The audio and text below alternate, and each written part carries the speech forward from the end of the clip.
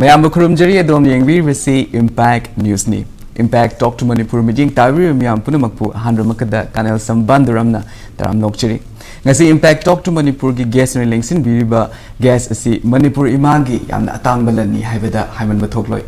Mahak masamak na Manipur dagi Assam fauba makhongna chatuna tongan mafam kayada uwa kaya thaduna amasung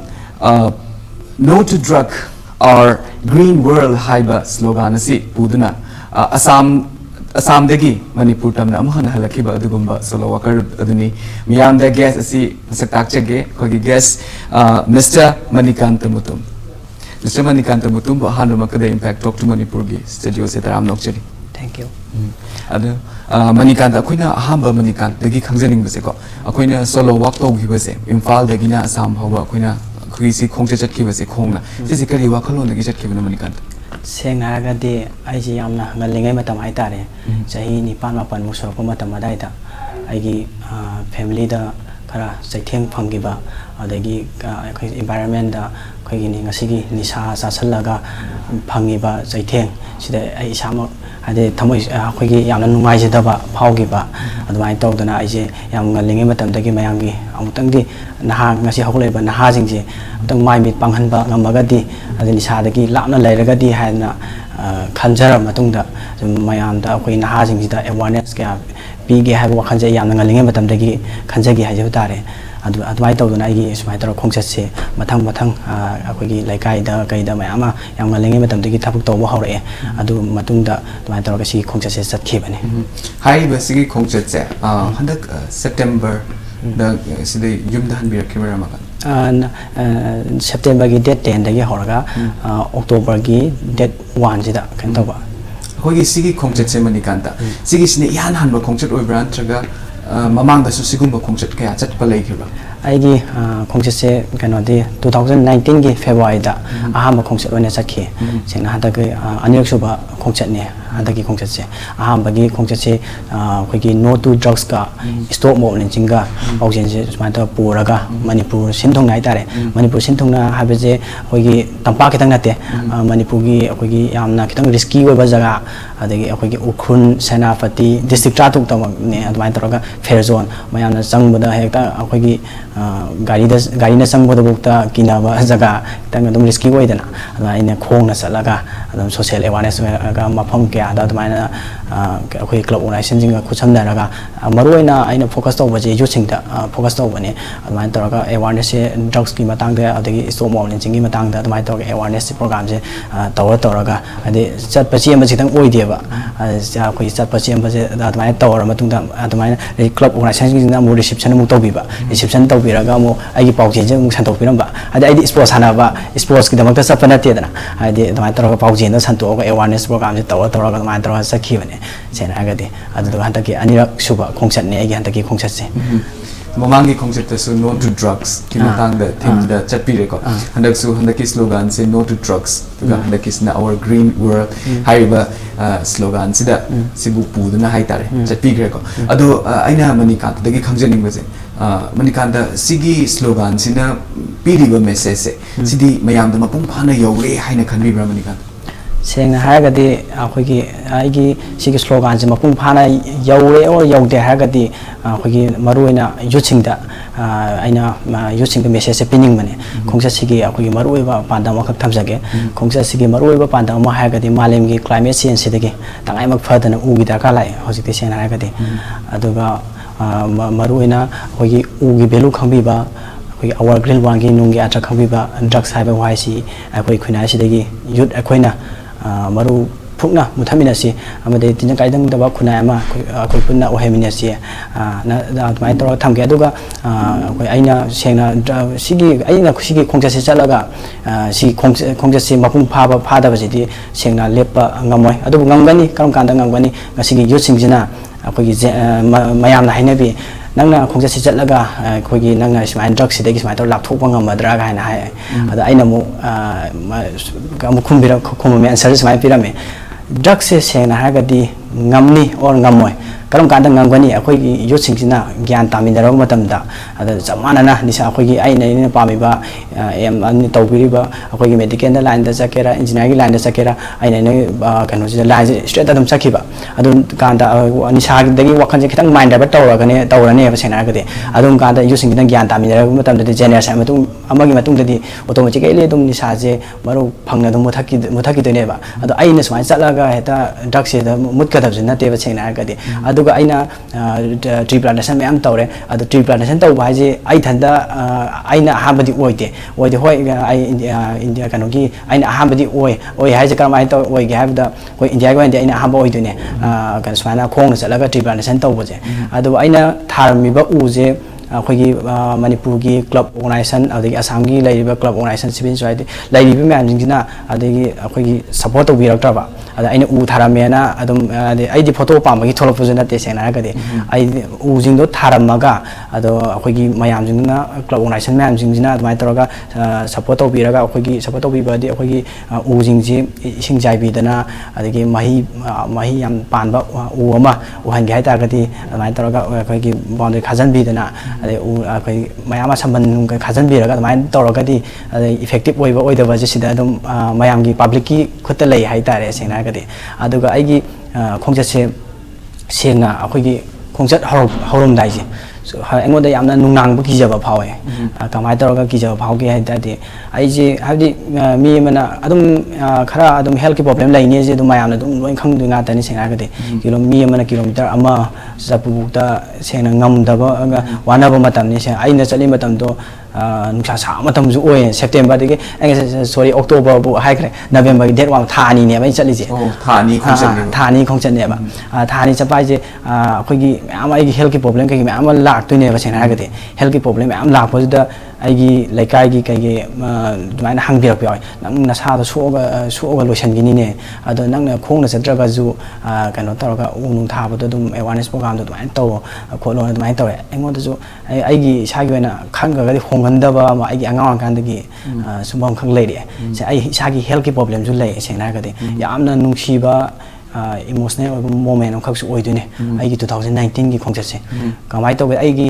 heart की problem लेबा heart की problem लेबजे मयामना है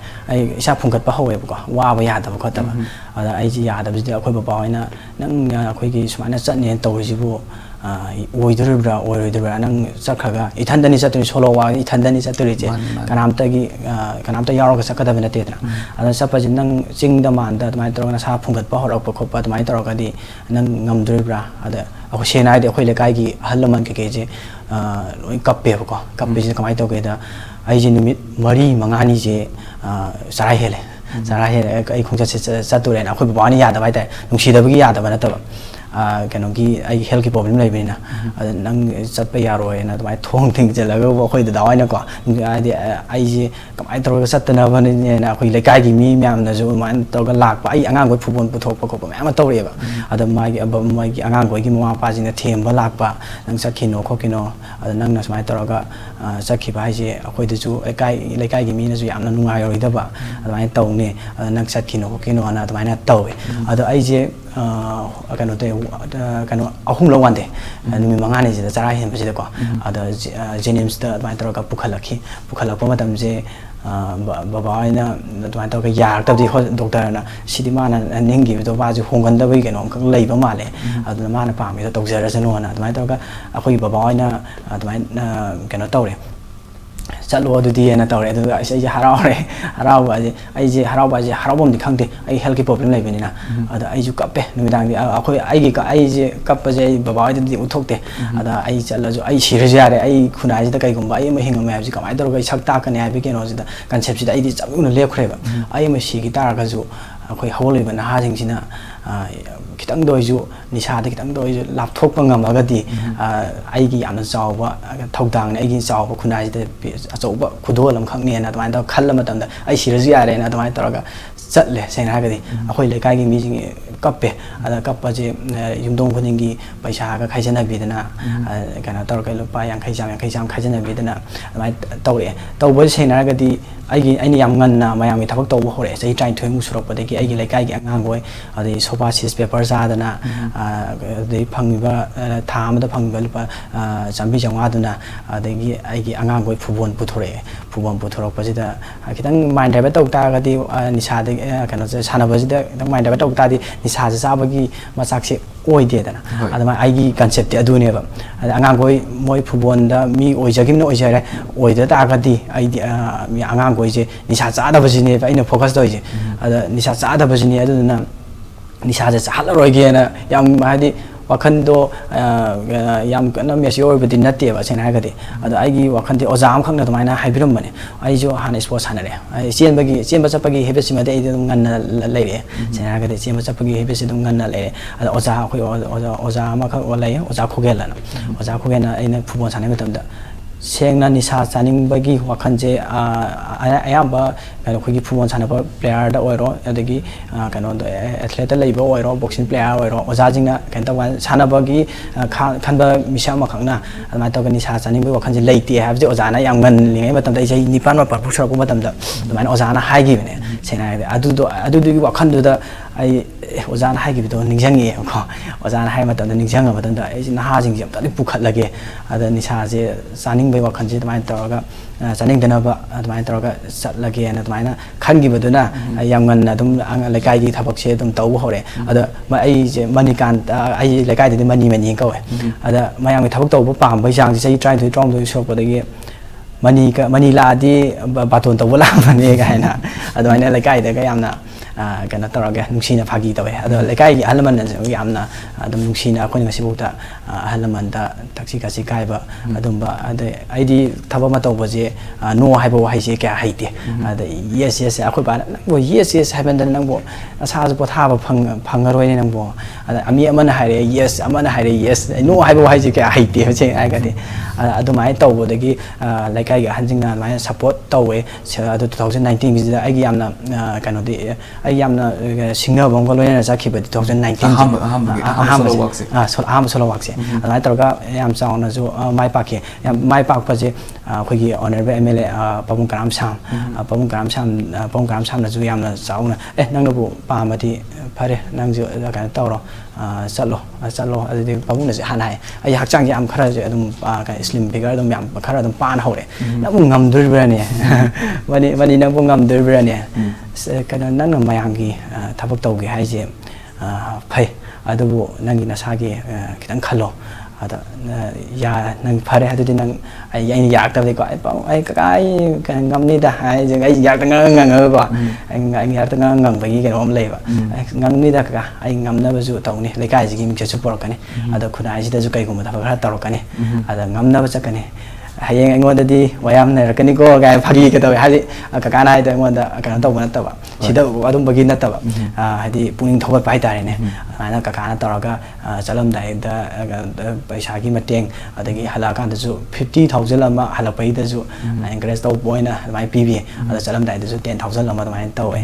ꯃꯅꯤꯀꯥꯟꯇꯒꯤ ꯍꯧꯖꯤꯛ ꯐꯥꯎꯕꯒꯤ ꯋꯥꯔꯤꯁꯤꯗ ꯑꯩꯈꯣꯏꯅ ꯃꯅꯤꯀꯥꯟꯇꯒꯤ ꯋꯤꯜ ꯄꯥꯋꯔꯁꯤ ꯇꯥꯖꯕ ꯃꯇꯝꯗꯁꯨ ꯍꯥꯏꯕꯗꯤ ꯌꯥꯝ ꯏꯟꯁꯄꯤꯔꯦꯁꯅꯦꯜ ꯑꯣꯏ ꯍꯥꯏꯕ ꯇꯥꯔꯦ ꯏꯟꯈꯠꯂꯛꯏꯕ ꯌꯨꯠ ꯃꯌꯥꯝꯁꯤꯅꯁꯨ ꯃꯅꯤꯀꯥꯟꯇꯒꯤ ꯍꯧꯖꯤꯛꯀꯤ ꯋꯤꯜ ꯄꯥꯋꯔꯁꯦ ꯂꯩꯔꯒꯗꯤ ꯂꯣꯏꯅꯃꯛ ꯃꯥꯏ ꯄꯥꯛꯀꯅꯤꯅꯁꯨ ꯊꯝꯖꯒꯦ ꯃꯅꯤꯀꯥꯟꯇ ꯑꯃꯁꯨꯡ ꯍꯧꯖꯤꯛ ꯏꯟꯗꯤꯌꯥꯒꯤ ꯑꯣꯏꯅ ꯑꯍꯥꯟꯕ ꯁꯣꯂꯣ ꯋꯥꯛ ꯇꯧꯕꯗ ꯅꯠꯇꯅ ꯁꯣꯂꯣ ꯋꯥꯛ ꯇꯧꯅ ꯑꯩꯈꯣꯏꯅ ꯈꯣꯡꯅ ꯆꯠꯅ ꯊꯨꯡꯉꯨꯔꯤꯕ ꯃꯐꯝ ꯈꯨꯗꯤꯡꯃꯛꯇꯨꯗ ꯑꯩꯈꯣꯏꯅ ꯎ ꯆꯥꯔ ꯊꯥꯔꯝꯕꯒꯤ ꯁꯤꯒꯤ ꯄ꯭ꯔꯣꯒ꯭ꯔꯥꯝꯁꯦ ꯌꯥꯝꯅꯁꯨ ꯀꯩꯅꯣ ꯇꯧꯋꯦ ꯍꯥꯏꯕ ꯇꯥꯔꯦ ꯌꯥꯝꯅꯁꯨ ꯄꯨꯛꯅꯤꯡ ꯊꯧꯒꯠꯅꯤꯡꯉꯥꯏ ꯑꯣꯏ ꯍꯥꯏꯕ ꯇꯥꯔꯦꯀꯣ ꯃꯅꯤꯀꯥꯟꯇ ꯑꯗꯨ ꯁꯤꯒꯤ ꯍꯧꯖꯤꯛ ꯐꯥꯎꯕ ꯏꯝꯐꯥꯜꯗꯒꯤꯅ ꯑꯩꯈꯣꯏ ꯑꯁꯥꯝ ꯐꯥꯎꯕ ꯆꯠꯂꯤꯕ ꯖꯔꯅꯤꯁꯤꯗꯤ ꯀꯤꯂꯣꯃꯤꯇꯔꯁꯤ ꯌꯥꯝꯅ ꯁꯥꯡꯉꯦ ꯈꯣꯡꯅ ꯆꯠꯂꯛꯀꯗꯣꯏꯅꯤ ꯏꯊꯟꯇꯔꯛ ꯆꯠꯂꯛꯀꯗꯣꯏꯅꯤꯀꯣ ꯑꯗꯨ ꯁꯤꯒꯤ ꯌꯥꯝꯅ ꯁꯥꯡꯅ ꯈꯣꯡꯅ ꯆꯠꯂꯛꯄꯒꯤ ꯄ꯭ꯔꯤꯄꯔꯦꯁꯟꯁꯦ ꯁꯤ ꯉꯝꯅꯕꯒꯤ ꯄ꯭ꯔꯤꯄꯔꯦꯁꯟꯁꯦ ꯍꯥꯏꯕ ꯇꯥꯔꯦ ꯁꯤꯗꯤ ꯃꯇꯧ ꯀꯔꯝꯅ ꯇꯧꯕꯤꯔꯦ ꯑꯩꯁꯦ ꯑꯩꯈꯣꯏꯒꯤ ꯃꯔꯨꯑꯣꯏꯅ ꯀꯩꯅꯣꯒꯤ ꯐꯤꯖꯤꯀꯦꯜꯒꯤ ꯌꯥꯝꯅ ꯀꯩꯅꯣ ꯇꯧꯕ ꯑꯃ ꯃꯊꯧ ꯇꯥꯏꯌꯦꯕ ꯑꯦꯛꯇꯤꯚ ꯑꯣꯏꯕ ꯑꯃ ꯃꯊꯧ ꯇꯥꯏꯌꯦꯕ ꯑꯗꯣ ꯑꯩ ꯌꯥꯝ ꯉꯜꯂꯤꯉꯩꯀꯥꯟꯗꯒꯤ ꯍꯧꯅ ꯑꯗꯨꯝ ꯀꯩꯅꯣꯒꯤ ꯆꯦꯟꯕ ꯆꯠꯄꯒꯤ ꯍꯦꯕꯤꯠꯁꯤꯃꯗꯤ ꯂꯩꯔꯛꯑꯦ ꯁꯦꯡꯅ ꯑꯗꯨꯝ ꯏꯁꯥ ꯄꯥꯅꯁꯨ ꯍꯧꯔꯛꯑꯦ ꯑꯗꯩ ꯄꯥꯅ ꯍꯧꯔꯒ ꯁꯤꯡꯒꯝ 4-5ꯒ ꯄꯥꯏꯔꯒꯗꯤ ꯍꯦꯛꯇ ꯀꯩꯅꯣ ꯇꯧꯔꯒ ꯑꯌꯨꯛ ꯊꯣꯛꯈꯤꯕꯁꯤꯅ ꯍꯦꯛꯇ 13-12 ꯑꯗꯨꯃꯥꯏꯅ ꯇꯧꯋꯦ ꯑꯗꯨꯃꯥꯏꯅ ꯄꯥꯔꯇꯤꯁꯇꯤ ꯑꯗꯨꯝ ꯇꯧꯔꯛꯑꯦ ꯏꯁꯥ ꯁ꯭ꯄꯣꯔꯠꯁꯇ ꯂꯩꯔꯛꯄꯅꯦ ꯑꯗꯨ ꯐꯨꯠꯕꯣꯜ ꯁꯥꯟꯅꯔꯛꯑꯦ ꯐꯨꯠꯕꯣꯜ ꯁꯥꯟꯅꯔꯛꯄꯁꯦ ꯇꯉꯥꯏꯕ ꯐꯗꯅ ꯈꯨꯟꯅꯥꯏꯁꯤꯗ ꯈꯤꯇꯪ ꯅꯍꯥꯁꯤꯡꯁꯤ ꯈꯤꯇꯪ ꯑꯩꯁꯨ पुखलमगे नहा निशाजी दे कितंग लापथोंनबा ना तमाय तरोगा इसागी कनो तो बाय तारे आई कनो की फुटबॉल सानाबगी कैरियर अमसु आई पुरा मंगहनगी इसाना मंगहनग्रिसिना कमाय तरोगे नहा जिंगजिदे आइना कनिंगबगी दमक ताय तारे अदम या कनो की फुटबॉल अदम आई की लेकायदा कायदा दम मदगी अखोय मणिपुर की मफम क्या दम क्लब ता कायदा दम सानारमे सानारमबजे तमाय तरो तोखथोखे ने सेनारगदी तमाय तोय होय ngasi bawo football sanar magadi khoina manikanta se solo worker ni u thawdo ming chali bani haibe za koi khangam da base ka manikanta wari sham nungai ri do marak that na manikanta break macha matang lungina se break ki matung da khoi gi manikanta ga amuk nungai bo wari kya ga amuk manipur talk to manipur hanjarake impact news pu mijing ta lebiyo K Center, global leader in CAD CAM CAE education comes to Info. Engineering amadi architecture gi student amadi professional singda latest module da training piri. K Center initiation Sagurban Moirang Nerak Machin. आज़ादी का अमृत महोत्सव का मरी लेना ministry of power government of India की मखादा bureau of energy efficiency अमदी NSP ने सिंधुना national painting competition on energy conservation 2021 पांथोकलगनी तोंगान तोंगान ग्रुप अनि थोकना क्लास 5 तक 7 फाउबगिना ग्रुप ए अमदी क्लास 8 तक 10 फाउबगिना ग्रुप बी हाइना खाइदोकुना एनर्जी इफिशिएंसी इंडिया अमदी क्लीनर प्लैनेट हाइगा टॉपिक दा पांथोकदबनी last date of registration November 20 registration अमदी अकुपा मरोल गिदमक www.b-studentsaward.in दगी खंगलबया Gani.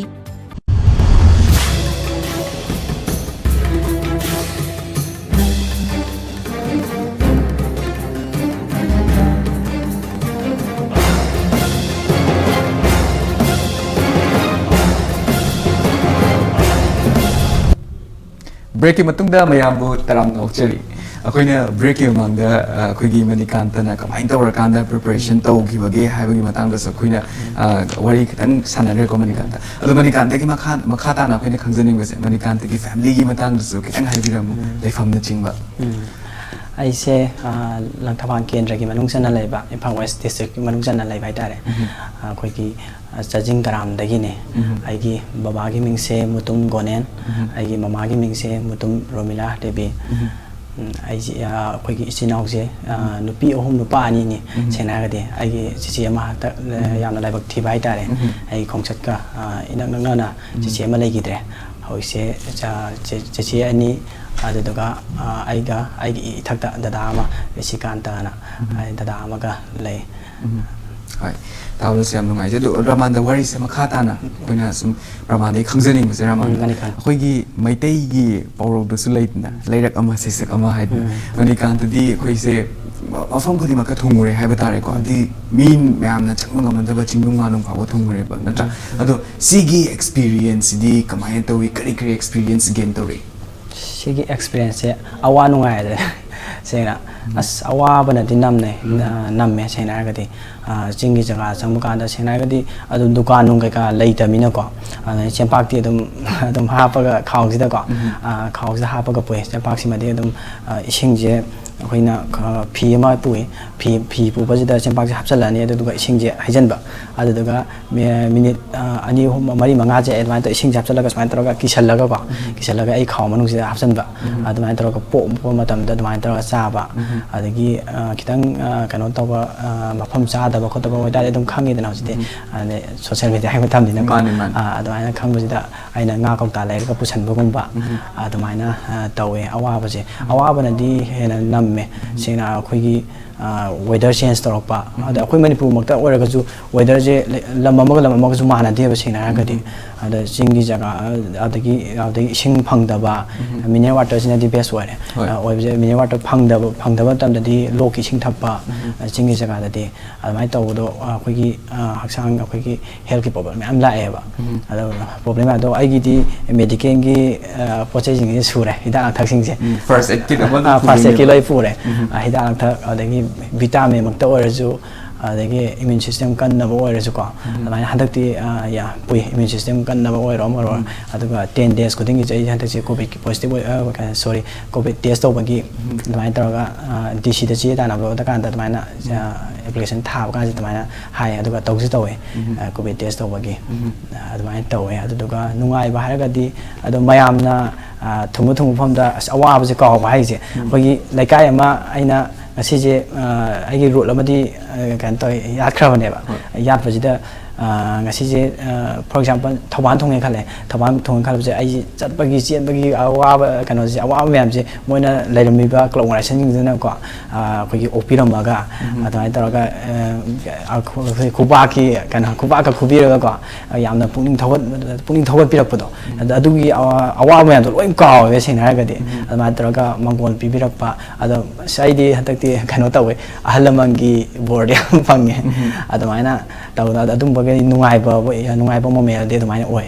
sena ga mani kan tawa da siam nungai je heba tare ko di mayam gi blessing simak na mani kan na CEO na koi khongjek se successful oi bani haina so haije ge mani kan ado khoi na hojik khangning ba se mani kan ta khoi journey si satpa matam da adum expenditure di cha da ba ya de thak da ba ya de tum da ba ya de na expenditure di me ama khak le ram ga di monetary adu sigi matang se monetary assist kum to bi ra pa monetary help kum to bi ra se kana kana de mi ngone pan di ya ga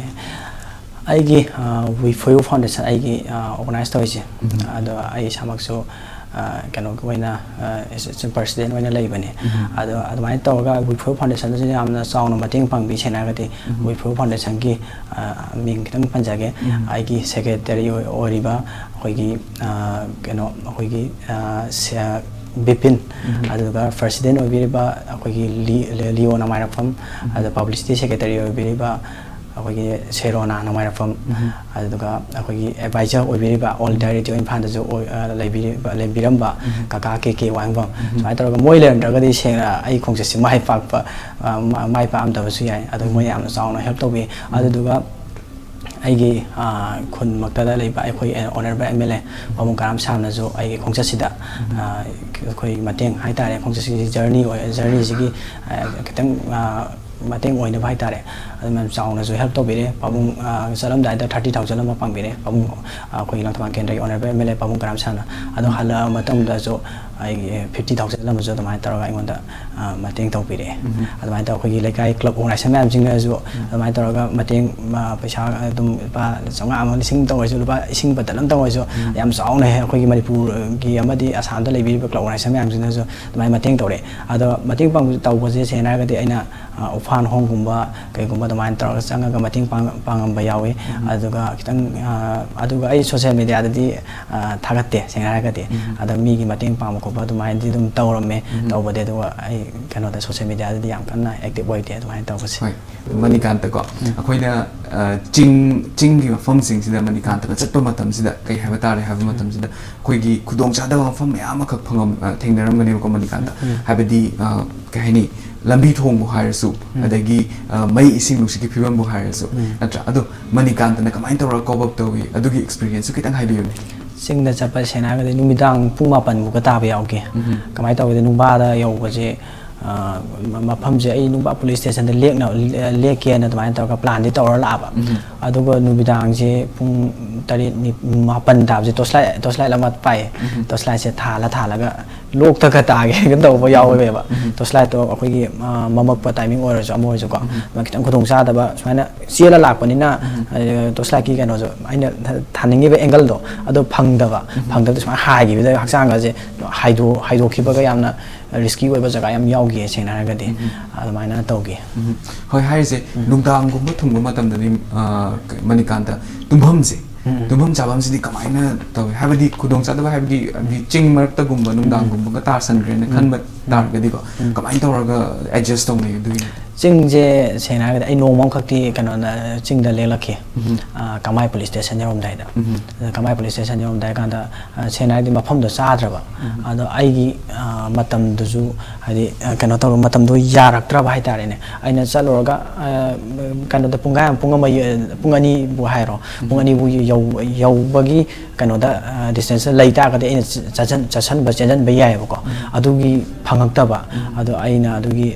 destination du ma yau ngamoi da bagi mami uita oirakpa admai toroga ching da admai to lelakhi admai kang sik tana bahida admai na haksang body part ko ma admai na tai ba tai raga admai toroga lelakhi ba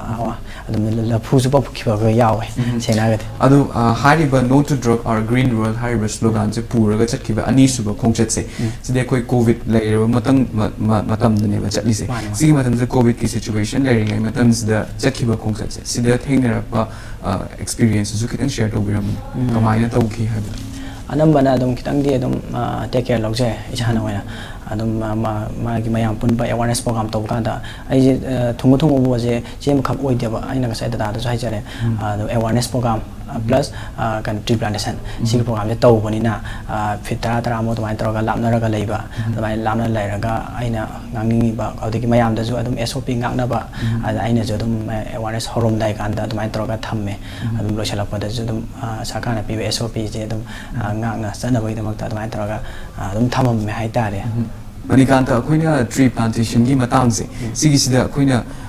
khanging ba se manikanta tree plantation de ama khakti tong la gre ko ado ka haini amukhana yengu da ba hai ba tare ko ai ngasi u ma tharame sigi event sigi u ma thare ado bu amukhana di ado gi u du bu hingi bran traga sikraba haidna di yengu da hai tare ko manikanta ado manikanta gi sigi journey is the more than 1000 2000 udi thabi grabane ko sigi care sidi manikanta kanada shinabiram manikanta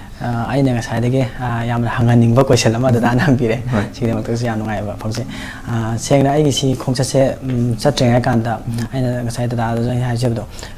khongcha se chatlo ro ga kya effective oi ga oi roi ra ha bi ga ngon da nungai khoi gi samam na ba ma phauje ba ai ai sa do health ki problem am lak thini adu da ai health ki problem lak ta ga so ai gi na chalu ba matam ji da ai na contribution khara pi ba ngam da ta ga di khuna ji da ai na chalu ji ariam ba ne ha bi gi isa na isa da hangja ba question adum ita ta hangje ada ai je Manipur gi club 70 ga adumai taro ka pau phonare pau phonab ja already adum aina man azu ai khongsa 2019 sakhi mina club organization Manipuri club organization ji ai ma da khara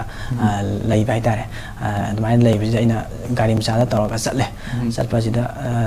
mayam na adum kana to bire khoi gi women against crime madam Robita na ju adumai taro ka chauna help to bire adumai na club organization khara adum madam na kana to bire hai bire adagi khoi gi foundation na ju kana to bire Woodford foundation na ju adumai taro ka aina ju chacharui ba ai ngon da lai experience to ga adai club organization ma ai ngon da lainer ba phone number lainer ma da ai ka ka hoi ba ji lai ba club organization ma ji punmin ga ka sumai taro ka ai khongset se chat khre 2019 da ju chat khre ka ka ne je na khambire de ne ada ai sumba mission lama tree plantation akoi gi mahusai khanje sengna ga di prakriti khusim je sengna ga di adum lai jari ne ado mahusai gi khanje akoi ta bung mioi ba khoina singnaro ba ding asi di mahi ulang po ade ai ngai khan khenara pa sumba mayama tawre ado akoi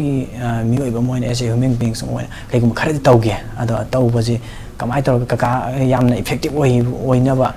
lambi di ka hoi mayamna simbi draga di sengna aina chatu khongsa se totally fail chatkani ado bo aina chatu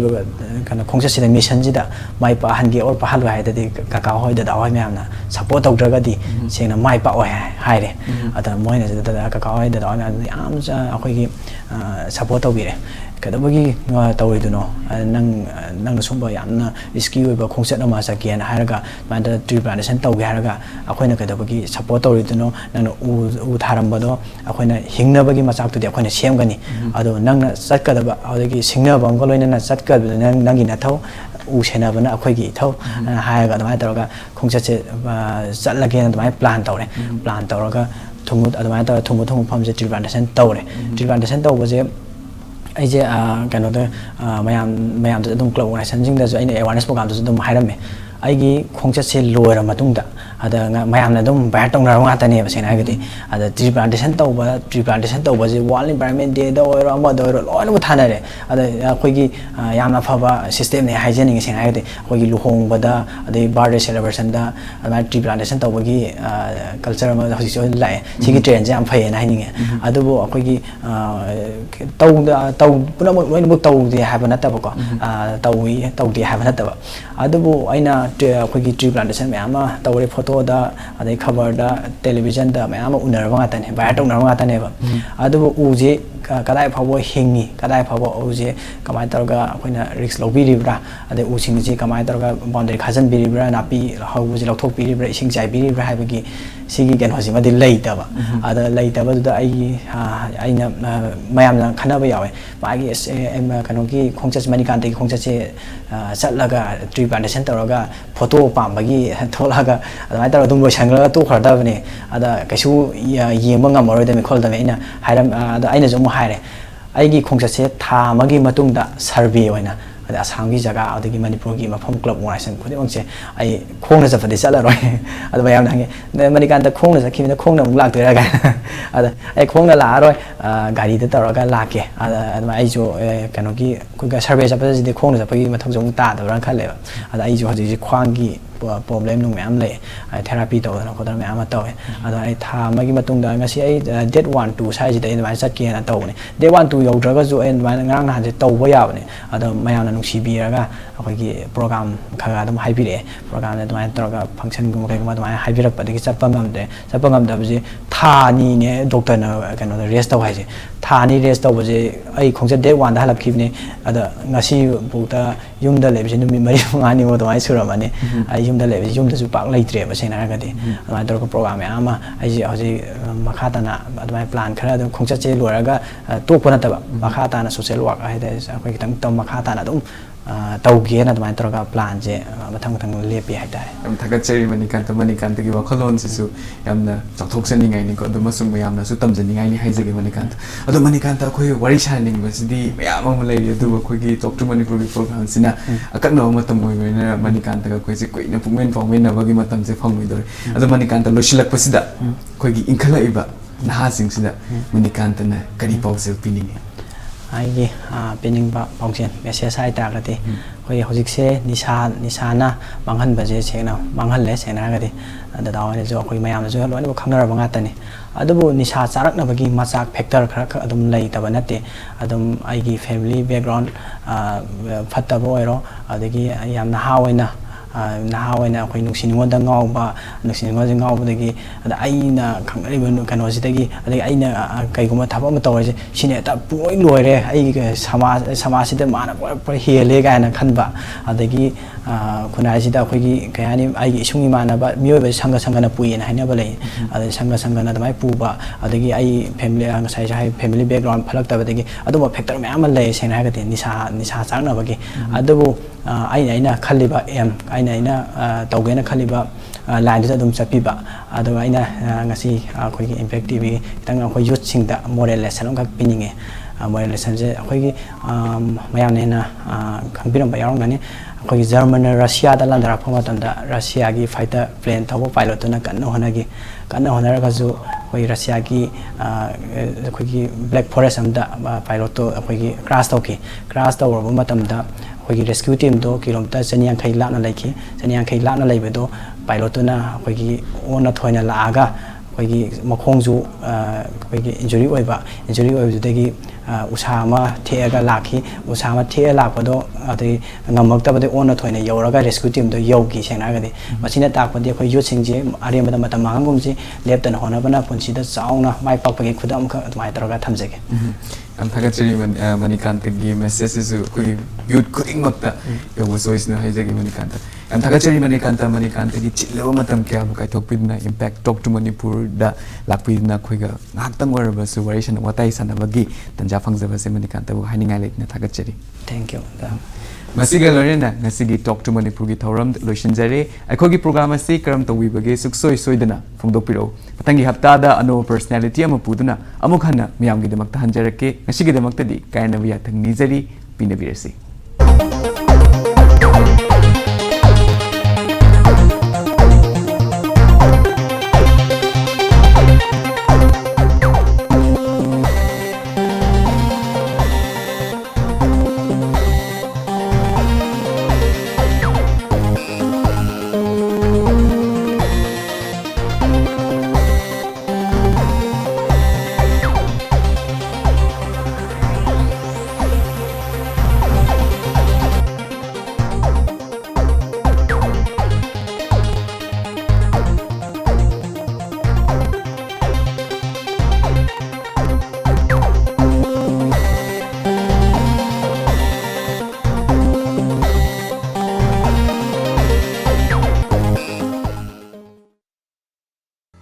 आज़ादी का अमृत महोत्सव का मरी लेना ministry of power government of India की मखादा bureau of energy efficiency